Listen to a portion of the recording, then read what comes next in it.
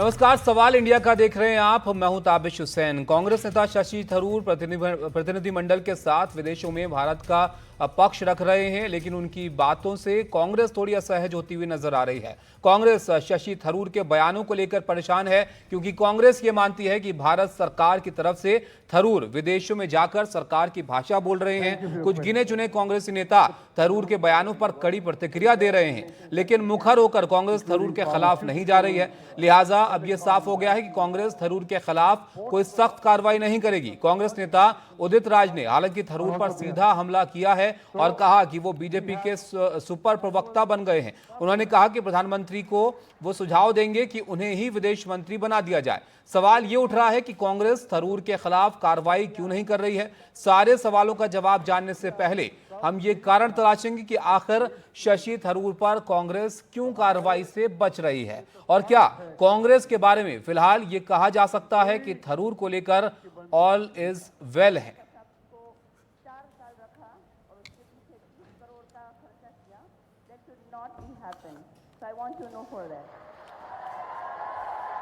तो अब समझने की कोशिश करते हैं कि आखिर कांग्रेस की क्या मजबूरी है कि वो थरूर पर एक्शन नहीं लेना चाह रही है। जिस तरह के बयान दिख रहे हैं उससे ये तो साफ नजर आ रहा है कि कांग्रेस के कुछ नेता यहां पर प्रतिक्रिया दे रहे हैं थरूर को लेकर और थोड़े असहज भी वो दिख रहे हैं, लेकिन कांग्रेस क्यों उस पर एक्शन लेती हुई फिलहाल नजर नहीं आ रही है। इसकी पहली वजह जो नजर आती है वो ये कि एक्शन लेने से कांग्रेस ऑपरेशन सिंदूर के खिलाफ खड़ी हुई नजर आएगी। शायद ये वजह है जो वो ऐसा नहीं दिखना चाहते हैं, इसलिए एक्शन यहां पर लेते हुए फिलहाल नहीं दिखना चाहते हैं। वजह नंबर 2 क्या यहां पर है? केरल में मध्यम वर्गीय समाज का मजबूत समर्थन उनको हासिल है शशि थरूर को, उन्हें वो नाराज नहीं करना चाहते हैं।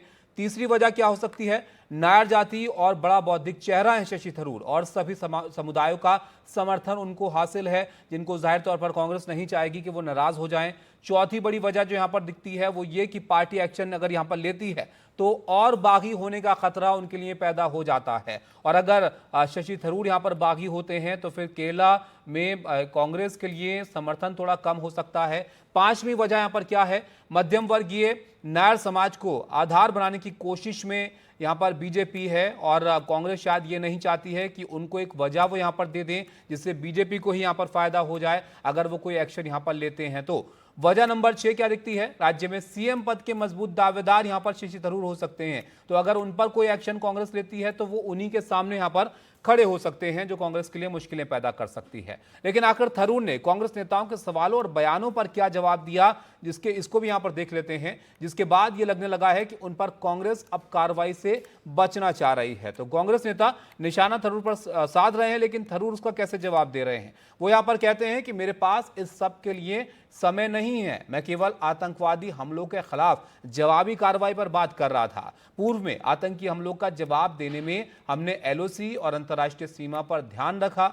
हाल के वर्षों में इस सोच में बदलाव आया है, ये उनका कहना है, जो कांग्रेस को पसंद नहीं आ रहा है। ट्रोल्स और मेरे आलोचक मेरे शब्दों को तोड़ मरोड़ कर पेश करेंगे, मेरे पास करने के लिए ज्यादा बेहतर चीजें हैं। तो यहां पर प्रतिक्रिया देने की बजाय इसको नजरअंदाज करते हुए शशि थरूर यहां पर नजर आए हैं, यानी सीधे सीधे कांग्रेस के खिलाफ भी वो बोलते हुए नजर नहीं आ रहे हैं, लेकिन जो बातें जो उनके ख्यालात हैं वो कांग्रेस के ख्यालातों से फिलहाल मिलते हुए नजर नहीं दिख रहे हैं। शशि थरूर जी ने जो बोला बहुत ही गलत बोला।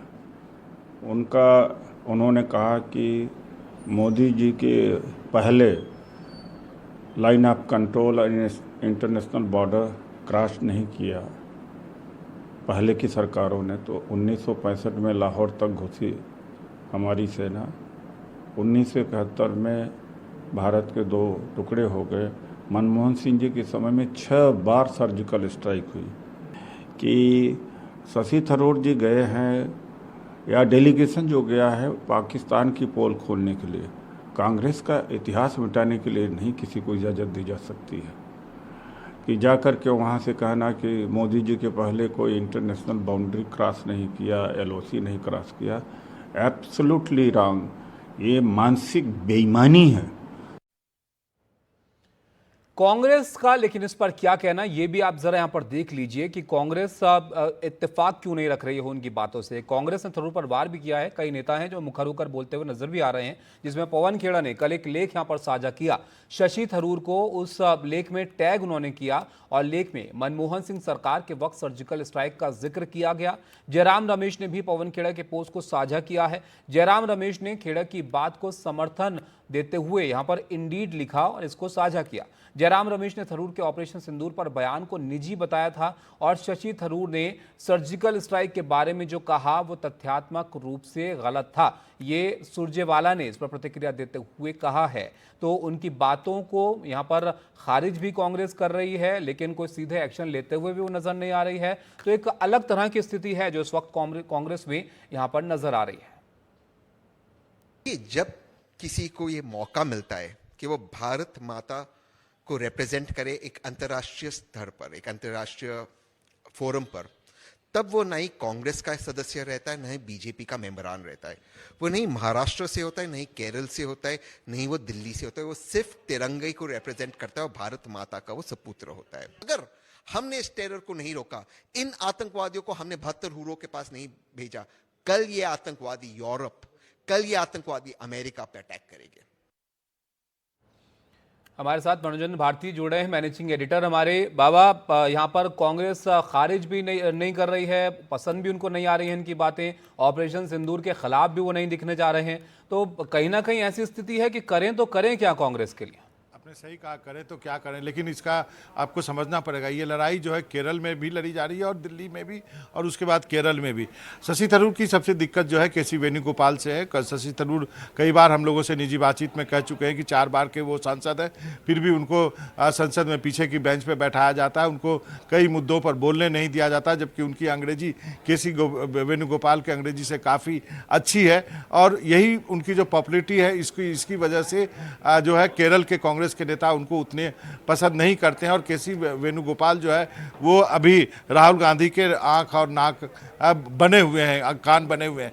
तो इसको लेकर के इनकी लड़ाई चल रही है। अब आप कहेंगे कि भाई इसको आप निकाल दीजिए, यदि आपको पसंद नहीं आता तो आप इसको निकाल नहीं सकते, क्योंकि इनकी केरल में ट्रिमेंडस फॉलोइंग है, वो हर वर्ग में है, यूथ में है, महिलाओं में है और एक अपनी जाति की कम्युनिटी में है ही। तो ये कांग्रेस नहीं कर सकती है। कांग्रेस किस चीज़ का इंतजार कर रही है? कांग्रेस इस चीज़ का इंतजार कर रही है कि सूत्रों के ने बताया है कि हो सकता है कि सरकार आने वाले दिनों में शशि थरूर को नॉन पॉलिटिकल इंटरनेशनल असाइनमेंट और भी दे, जैसे कि अमिताभ कांत साहब को भी कुछ इस तरह के असाइनमेंट दिए गए थे। वो नीति आयोग में थे, शेरपा बनाया गया था जब G20 हुआ था उस वक्त। तो क्या इस तरह के असाइनमेंट उनको और दिए जाएंगे? यदि इस तरह के असाइनमेंट और यदि शशि थरूर को दिए जाते हैं, तब कांग्रेस उनसे कुछ पूछताछ कर सकती है और फिर कहेगी कि आपको पार्टी से बात करनी चाहिए, उसके बाद आप इन पर विचार करें। तो फिलहाल इसी डोल ड्रम में कांग्रेस है और जितने पॉइंट आपने गिनाए उसके वजह से कांग्रेस जो है शशि थरूर पर कोई कार्रवाई नहीं पॉपुलर नेता हैं, कांग्रेस के ही नेता हैं, तो इनकी पॉपुलैरिटी से जो कांग्रेस के बड़े नेता हैं वो नाखुश क्यों हैं? देखिए, नाखुश तो उसी दिन से हो गए थे ना कांग्रेस के बहुत सारे नेता, जब इन्होंने मल्लिकार्जुन खड़गे के खिलाफ उन्होंने चुनाव लड़ लिया था। उसके पहले जो है G23 की एक चिट्ठी भी गई थी और इस डेलीगेशन पे कई नेता ऐसे हैं जो कि उस चिट्ठी में उन्होंने साइन किया हुआ है। तो ये बहुत दिनों से कांग्रेस में चल रहा है। लेकिन शशि थरूर भी इस्तीफा नहीं देने वाले हैं कांग्रेस से, क्योंकि उनका 4 साल का कार्यकाल बचा हुआ है लोकसभा में। वो ये रिस्क भी नहीं लेंगे, कांग्रेस भी नहीं रिस्क लेना चाहेगी उनको निकाल करके उनको एक मार्टर बनाने के लिए, जिससे कि उनका पॉलिटिकल छवि और भी बहुत अच्छी हो जाए केरल में।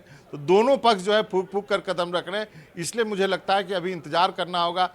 यदि सरकार उन्हें कोई ऑल इंटरनेशनल असाइनमेंट देती है तब चीज़ें आकर के साफ होंगी। तो मतलब ये समझा जाए हालातों से बाबा यहाँ पर के दूरियां काफी हो चुकी हैं, लेकिन अब दोनों ही वजह यहाँ पर तलाश रहे हैं यहाँ पर निर्णय लेने के लिए इस पर। आज देखिए, यदि कांग्रेस में ये हो जाए कि आने वाले विधानसभा चुनाव में शशि थरूर को ही आगे कर दिया, फिर तो बात बन जाएगी। नहीं तो बीजेपी तो बैठी हुई है, उनको एक केरल में बड़ा चेहरा चाहिए और इससे बड़ा चेहरा तो उनको मिलेगा नहीं।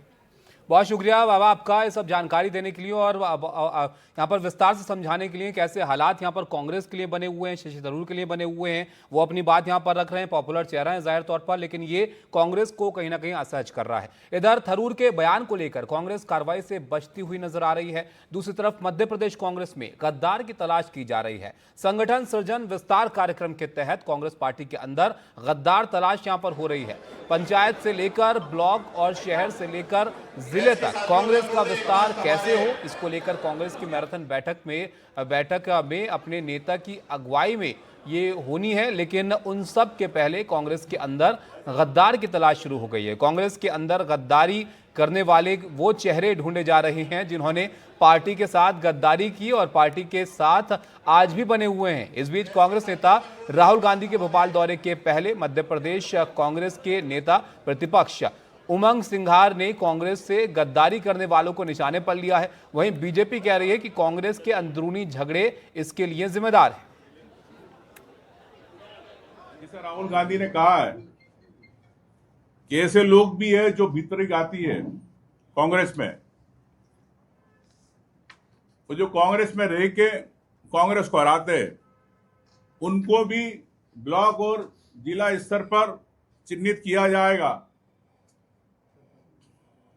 जिनकी संख्या मैं समझता हूं कुछ हो सकती है, लेकिन कदम पार्टी के खिलाफ रहते, विश्वसनीयता नहीं रहती पार्टी के लिए। ऐसे लोगों को भी कई बार शिकायतें पार्टी संगठन में भी मिलती है कि ऐसे लोगों को बढ़ाया जाता है या मौका दिया जाता है कुछ नेताओं के द्वारा किसी के समर्थक होने के कारण। उनको भी चिन्हित करके जो मुख्य लोग हैं जो पार्टी से जुड़े हैं उनको आगे बढ़ाया जाएगा। मैं समझता हूं कि ये नया संकल्प, एक नए अभियान की शुरुआत है। ये कैसा आत्मविरोधाभास है? एक तरफ तो वो सृजन की बात कर रहे हैं और राहुल गांधी आएंगे और फिर कह रहे हैं गद्दार हैं, उन्हें हटाना पड़ेगा। तो सच्चाई ये है कि कांग्रेस आज भी स्पष्ट नहीं है कि उनको सृजन करना है या गद्दारों को हटाना है। और गद्दार कौन? अपनी पार्टी के नेता जिन्होंने कांग्रेस को सींचा, आज उनको वो गुटबाजी के कारण गद्दार का टैग ला के हटाना चाहते हैं। ये कांग्रेसियों की गुटबाजी एक दूसरे को निपटाने की साजिश है। अजय शर्मा हमारे साथ जुड़े हमारे सहयोगी। अजय बताइए, कांग्रेस की इस अजब खोज के बारे में, कौन है कांग्रेस के गद्दार वहां पर?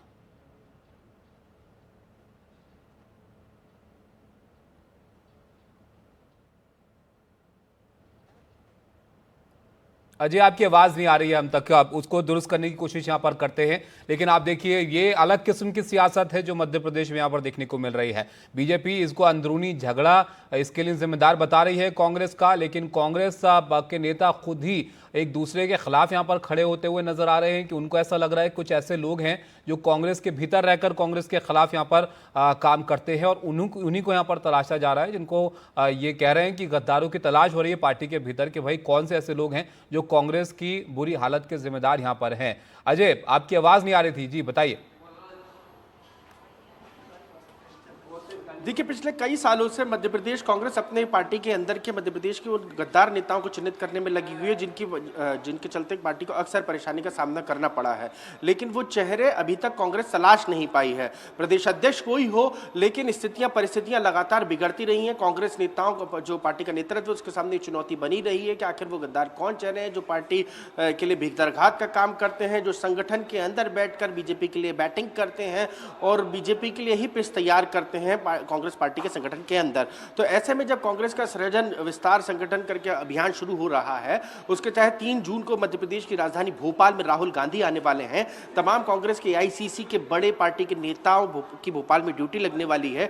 एक जिले में कांग्रेस के पार्टी के दिग्गज नेता जाएंगे और वहां जाकर लगता है यही है कि वो गद्दार चिन्हित करेंगे, क्योंकि नेता प्रतिपक्ष उमंग सिंघार की बात से तो यही लग रहा है कम से कम कि पार्टी में ऊपर से लेकर नीचे तक गद्दार की भी खोज होगी संगठन सृजन विस्तार के तहत। तो सृजन का विस्तार होने के साथ साथ गद्दारों का भी जो है चिन्हित किया जाएगा और पंचायत से ब्लॉक स्तर तक और शहर स्तर से संभाग स्तर तक आखिर कौन कौन ऐसे नेता हैं जिन्होंने पार्टी के साथ गद्दारी की, भीतरघात किया, जिन्होंने कांग्रेस में रहकर बीजेपी के लिए काम किया। बीजेपी के लिए इतनी बड़े लेवल पर यहाँ पर बात की जा रही है कि अंदर इतने गद्दार हैं, उनको ढूंढा जाएगा और शायद उसमें वक्त लगे, नंबर ज्यादा हो, तो कोई खेमे बनते हुए नजर आ रहे हैं वहां पर? देखिए पिछले कुछ अरसे में तकरीबन 1.5 दर्जन से ज्यादा कांग्रेस के नेताओं ने पाला बदला है। इसमें विधायक से लेके सांसद से लेके नगरपालिका अध्यक्षों से लेके तमाम कांग्रेस संगठन के पदाधिकारी रहे हैं। तो पिछले कुछ समय में जिस तरीके से कांग्रेस मध्य प्रदेश में टूटी है, उस तरीके से कहीं और नहीं टूटी होगी देश भर में। यही कारण है कि कांग्रेस को अक्सर कांग्रेस के अपने संगठन के अंदर गद्दार नजर आते रहे हैं और अभी तक चुनाव तक ये पूरे मामले चलते रहते थे।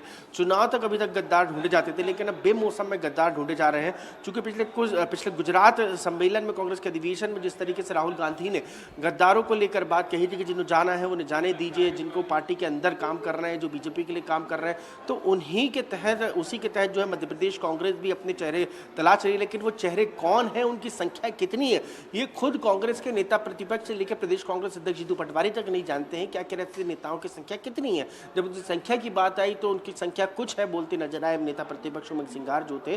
तो सबसे अहम सवाल ये है कि कांग्रेस अपने यहाँ संगठन विस्तार के साथ साथ गद्दारों पर भी लगाम लगाने की तैयारी कर रही है, और दूसरी तरफ बीजेपी जो है लगातार इस पूरे मामले पर कांग्रेस के सृजन कार्यक्रम पर सवाल उठा रही है कि आखिर आपकी पार्टी को सालों तक जिन नेताओं ने सींचा था, अब आप उनको क्यों पीछे धकेलने की तैयारी कर रहे हैं, उनको गद्दार घोषित करने की तैयारी कर रहे हैं।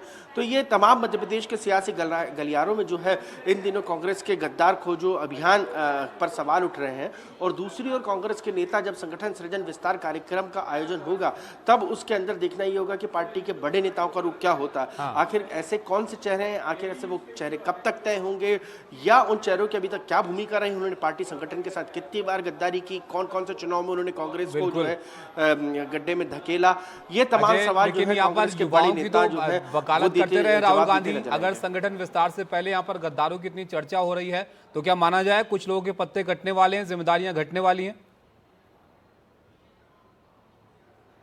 इसमें कोई दो राय नहीं है कि गद्दारी के नाम पर कई चेहरों को किनारे लगाया जाए, क्योंकि कई ऐसे चेहरे हैं जिन पर लोकसभा से लेकर विधानसभा चुनाव तक में गद्दारी को लेकर सवाल उठे हैं, लेकिन उन चेहरों को उनके बड़े राजनीतिक आका अक्सर बचा ले गए। और यही कारण रहा कि मध्य प्रदेश में कांग्रेस को सत्ता का एक लंबा वनवास भोगना पड़ रहा है, जिसके लिए राहुल गांधी फिर एक बार राजधानी भोपाल में डेरा डालेंगे और संगठन को मजबूत करने पर बात करेंगे। ऐसे में गद्दारों पर सवाल उठेंगे ही। अब देखना ये होगा कि कार्रवाई क्या होती है और किस तरीके की होती है, और ऐसे कितने नेता हैं जिन पर ये कार्रवाई होती है। बिल्कुल, क्या कार्रवाई होती है, कितने ऐसे नेताओं को ये ढूंढ पाते हैं, और इस सवाल का जवाब तो तलाशना पड़ेगा कांग्रेस को। नहीं तो क्या जवाब वो जनता को देंगे कि खुद पर ही उनको भरोसा नहीं है अपने नेताओं पर यहाँ पर मध्य प्रदेश में। तो एक बड़ा यहाँ पर बदलाव होता हुआ नजर आ रहा है कांग्रेस में मध्य प्रदेश में। बहरहाल बहुत शुक्रिया अजय आपका सब जानकारी के लिए। ब्रेक के लिए यहाँ पर रुकते हैं।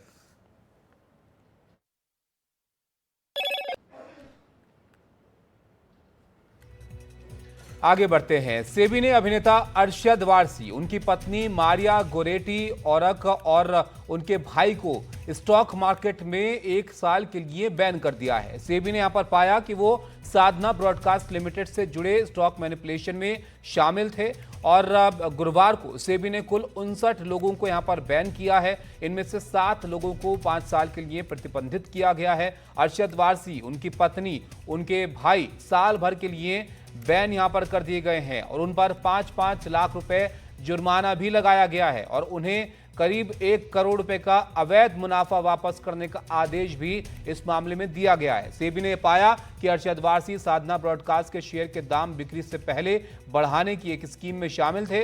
हालांकि अरशद ने दलील दी कि वो शेयर बाजार को नहीं समझते, इसलिए गलती हुई, लेकिन सेबी ने देखा कि वो स्टॉक की खरीद फरोख्त में शामिल रहे हैं। इस बारे में ये जानकारी यहां पर सामने आई है।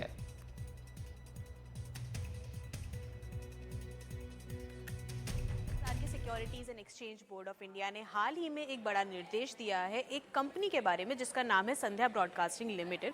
इसके अंदर कई व्यक्तियों, लगभग 7 व्यक्तियों के खिलाफ निर्देश दिए गए हैं, जिनमें से एक है अरशद वारसी और एक है उनकी बीवी भी। यहाँ पूरा मामला ये है कि एक व्यक्ति ने कई सारे यूट्यूब के चैनल्स बनाए, उन सब के निर्माता वो खुद थे और उन सबको खुद वही चलाते थे, जिसमें वो कंपनी के बारे में झूठी जानकारी दिया करते थे, जैसे कि कंपनी के ताल्लुकात हॉलीवुड की किसी डील से हो रहे हैं, या फिर अडानी ग्रुप से किसी तरीके से उनका कोई संबंध है, या कोई और भी झूठ जिसे पब्लिक मान लिया करती थी। अब इस पूरी चीज़ से ये हुआ कि पब्लिक ने मानकर कंपनी के बारे में एक अच्छी छवि अपनी आंखों में मान ली, और उसके बाद उसमें इन्वेस्ट करना शुरू कर दिया। जैसे ही उन्होंने इसमें इन्वेस्ट करना शुरू किया और कंपनी के शेयर्स की वैल्यू बढ़ने लगी, उसके प्रमोटर्स और उससे सहयोगी लोगों ने अपने शेयर्स को ऑफलोड कर दिया, पैसे बनाए हाल ही में, लेकिन जो रिटेल इन्वेस्टर्स थे उनको भारी नुकसान का सामना करना पड़ा। इसीलिए सेबी ने आगे आके ये ऑर्डर निकाला है, जिसमें से कुछ लोगों को 5 साल के लिए शेयर बाजार से बैन कर दिया गया है, कुछ लोगों को 1 साल के लिए शेयर बाजार से बैन कर दिया गया है, और साथ ही में इन टोटलिटी कम से भी कम 20 करोड़ तक का जुर्माना लगाया है, सारा का सारा फाइन मिलाकर। तो आगे देखा जाएगा कि और क्या चीज़ें और क्या फैक्ट्स इस कहानी से सामने आते हैं। तो बड़ा एक्शन यहां पर लिया गया है अरशद वारसी पर सेबी की तरफ से। बहरहाल आगे बढ़ते हैं। अमेरिकी निवेश फर्म जेफरीज ने साल 2025 को अदानी समूह की मजबूती का साल बताया है। जेफरीज ने 4 कंपनियों Adani enterprises, Adani port, Adani energy solutions और अंबुजा सीमेंट को लेकर यह राय दी है। जेफरीज द्वारा जारी रिपोर्ट में बताया गया कि वित्त वर्ष 2024 में अदानी ग्रुप के एबिटा में सालाना आधार पर 40% की तेजी दर्ज की गई है। अमेरिकी फर्म ने यहां पर कहा कि 2023 की शुरुआत में शॉर्ट सेलर की रिपोर्ट के बाद भी ग्रुप का प्रदर्शन बेहतर और शानदार रहा और ये सेटबैक को कमबैक में तब्दील करने में कामयाब रहा है। अदानी ग्रुप दोबारा कारोबार विस्तार के पथ पर आ गया है और अगले 1 दशक में 9,000 करोड़ अमेरिकी डॉलर के कैपेक्स की योजना बनाई गई है। मार्च 2027 तक समूह की वृद्धि की रफ्तार 22% तक हो सकती है।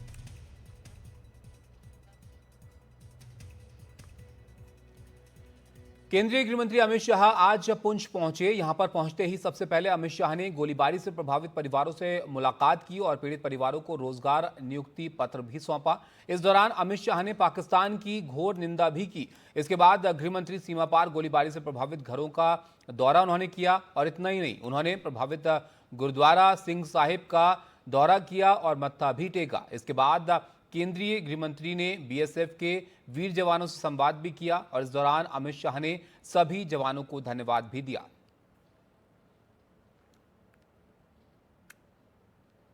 आतंकवादी हमले का जवाब इतनी ही तत्परता और इतनी ही कठोरता से दिया जाएगा। वो नीति के तहत हमने 7 तारीख की रात को पाक ऑक्यूपाई कश्मीर और पाकिस्तान में जो आतंकवादी अड्डे थे उसको ध्वस्त कर दी। पहली बार भारत की सेनाओं ने पाकिस्तान की सीमा के अंदर खड़े हुए आतंकवादी संगठनों के हेडक्वार्टर को ध्वस्त कर दिया और एक करारा जवाब समग्र भारत की जनता की ओर से नरेंद्र मोदी जी के दृढ़ राजनीतिक इच्छा शक्ति से लिए गए निर्णय, हमारी सूचना एजेंसियों की सटीक सूचना और सेना का अद्भुत साहस और अचूक मारक क्षमता, इसके कारण ये हुआ कि सैकड़ों की संख्या में आतंकवादी हताहत हुए। हमने तो हमला आतंकवादियों पर करा था, मगर पाकिस्तान ने हमले को अपने पर हमला माना और समग्र दुनिया के सामने प्रदर्शित किया कि हम ही आतंकवादियों को पनाह दे रहे हैं, हमने ही पाकिस्तान को आतंकवादियों की पनाहगाह बनाया है। गृह मंत्री अमित शाह यहाँ जो पाकिस्तानी शेलिंग से पीड़ित लोग थे उनसे मिले, जिन्होंने अपने रिश्तेदार खोए उनसे मिले, उन्हें नौकरियों के ऑर्डर दिए, लेकिन ये भी कहा कि कोई भी सहायता सरकार से उतनी नहीं होगी कि जितना लोगों ने खोया है। कोई जान खोए तो वो कहाँ वापस आ सकती है, कुछ भी मुआवजा दें, लेकिन इसके बावजूद भी जिन लोगों को ताकि ज़रूरत हो लोगों को मदद, तो उनको थोड़ी राहत मिल सकती है। मैं बात करूंगा यहाँ इनसे। आप जी बताएंगे कि जावेद इकबाल साहब आपका नाम है? जी साहब, मेरा नाम जावेद इकबाल। आपको जॉब लेटर दी इसने जो गृह मंत्री जी ने, जी क्या कहना चाहते हैं? लेकिन नुकसान, आपकी बेटी मारी गई इस पाकिस्तानी शेलिंग में, एक और बच्चा शायद जख्मी है। जी सर मैं अपने मीडिया का हूँ, अपने एलजी साहब का और अपना गृह मंत्री साहब का और जो भी हमारे अफसर हजरात है उनका हम तहे दिल से शुक्रगुजार हैं कि जो जाने हमारी चली गई वो तो खैर वापस नहीं आ सकती, वो देश के लिए हमने कुर्बान की। और आपकी बच्ची मारी गई, दूसरा बच्चा जख्मी, आप कहते हैं देश के लिए किया। सर इंशाल्लाह हमने वो देश के लिए किया। हम बॉर्डर के रहने वाले हैं और बॉर्डर में सर हमारी जो सेना है, फौज है ख़ास करके, उसके साथ सर हम शाना बशाना खड़े रहते हैं। मेरा फादर है सर, सन 1971 में सर उसकी टांग चली गई थी, सब वो भी कम गई थी सन 1971 में सर, पाकिस्तान की खिलौने हरकत की वजह से, शेलिंग की वजह से सर। तो कहते हैं 1971 की जंग में आपके बाप की टांग चली गई, वो भी जख्मी हुआ, और 2025 में आपकी बेटी खोई और दूसरा बच्चा जख्मी हुआ। दूसरी बेटी जो है, ये देखिए सरहदों पे रहने वाले लोग जो जावेद इकबाल हैं, तो 1971 में एक और नुकसान, जब उसका बाप जख्मी हुआ उसने टांग खोई, चला गया सर, पहुंच चला गया, और जिनका इलाज उसके बावजूद करवाया सर, पूना में इलाज। आज भी गृह मंत्री ने यही बताया कि जम्मू कश्मीर के लोगों का जो जुर्रत है, जो उनकी करेज है और जो उनका नेशनलिज्म है, पेट्रियटिज्म है, वो पूरे मुल्क को प्रोत्साहित करता है। तो वही शायद आपकी भी बात है। आपके सर हम अपने देश के लिए, हम अपने वतन के लिए सर, अपने बच्चों को कुर्बान करने के लिए, अपनी खुद की जान देने के लिए सर शाना बशाना तैयार हैं सर। ये जो पाकिस्तान ने खिलौनी हरकत की है, इसका सर हम बहुत निंदा करते हैं। गोवा में आज रक्षा मंत्री राजनाथ सिंह INS विक्रांत पर पहुंचे और नौसेना के जवानों से उन्होंने यहां पर मुलाकात की और पाकिस्तान को कड़ा संदेश भी दिया। उन्होंने कहा कि ऑपरेशन सिंदूर के दौरान भारतीय नौसेना ने पाकिस्तानी नेवी को उसके ही तटों के पास सीमित कर दिया। ऑपरेशन सिंदूर के दौरान INS विक्रांत पूरे करियर बैटल ग्रुप के तौर पर नॉर्दर्न अरब सागर में तैनात था। आर्म्ड फोर्सेज ने जिस गति, गहराई और स्पष्टता के साथ कार्रवाई की, मैं मानता हूं वह अपने में अद्भुत था, वह बेमिसाल था। उसने न केवल आतंकवादियों की बल्कि उन्हें पालने पोसने वाले सरपरस्तों को भी स्पष्ट संदेश दे दिया है कि भारत अब सहन नहीं करता है, भारत अब सीधा जवाब देता है। साथियों, जब उसी समय में हमने पाकिस्तान के आतंकी अड्डे और उसके इरादों को ध्वस्त कर दिया, हमारा प्रहार इतना तगड़ा था कि पाकिस्तान पूरी दुनिया से भारत को रोकने की गुहार लगाने लगा था। अंत में हमने अपनी शर्तों पर, और मैं फिर दोहरा रहा हूँ, हमने अपनी कंडीशंस पर और अपने मिलिट्री एक्शंस को रोका है। अभी तो हमारी सेनाओं ने अपनी आस्तीनें पूरी मोड़ी भी नहीं थी, अभी तो हमने अपना पराक्रम दिखाना शुरू ही नहीं किया था। प्रधानमंत्री नरेंद्र मोदी ने आज पटना एयरपोर्ट पर क्रिकेटर वैभव सूर्यवंशी से मुलाकात की और इस मुलाकात को लेकर पीएम मोदी ने एक्स पर पोस्ट भी किया है। पीएम ने लिखा कि पटना एयरपोर्ट पर युवा क्रिकेट खिलाड़ी वैभव सूर्यवंशी और उनके परिवार से मुलाकात की। उनके क्रिकेट कौशल की पूरे देश में प्रशंसा हो रही है। उनके भविष्य के प्रयासों के लिए मेरी शुभकामनाएं। आपको बता दें कि बिहार के समस्तीपुर के रहने वाले 14 साल के वैभव ने राजस्थान रॉयल्स से खेलते हुए गुजरात टाइटंस के खिलाफ 35 गेंद पर शतक लगाकर सबका ध्यान अपनी तरफ खींचा था। IPL 2025 के दौरान वैभव सूर्यवंशी का नाम छाया रहा। राजस्थान रॉयल्स से खेलने वाले वैभव सूर्यवंशी का स्ट्राइक रेट IPL 2025 में खेले 7 मैचों में 206 से ज्यादा रहा।